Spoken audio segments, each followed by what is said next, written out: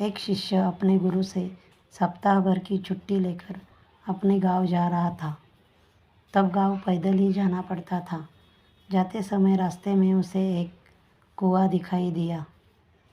शिष्य प्यासा था, इसीलिए उसने कुएं से पानी निकालकर थोड़ा पानी पिया। शिष्य को अद्भुत तृप्ति मिली, क्योंकि कुएं का जल बेहद मीठा और ठंडा था। शिष्य ने सोचा, क्यों न यहाँ का जल गुरुजी के लिए भी ले लूँ। उसने अपनी मशक भरी और वापस आश्रम की ओर चल पड़ा। वह आश्रम पहुँचा और गुरुजी को सारी बात बताई। गुरुजी ने शिष्य से मशक लेकर जल पिया और संतुष्टि महसूस की। उन्होंने शिष्य से कहा, वाकई जल गंगा जल के समान है। शिष्य को खुशी मिली।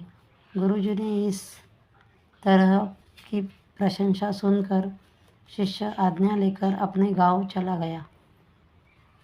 कुछ ही देर में आश्रम में रहने वाला एक दूसरा शिष्य गुरुजी के पास पहुंचा और उसने भी जल पीने की इच्छा जताई।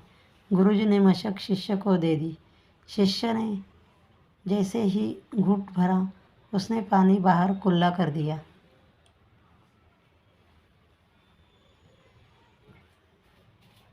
शिष्य बोला, गुरुजी, इस पानी में तो कड़वापन है और न ही यह जल शीतल है।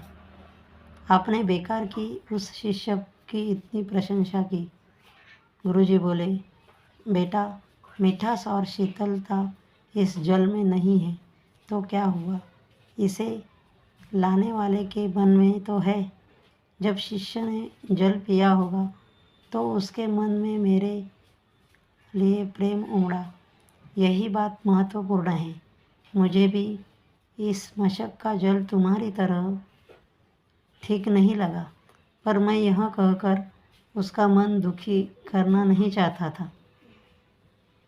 हो सकता है जब जल मशक से भरा गया तब वह शीतल हो और मशक के साफ न होने के कारण यहाँ आने तक जल वैसा नहीं रहा। इसे लाने वाले के मन का प्रेम तो कम नहीं होता है ना। कहानी की सीख।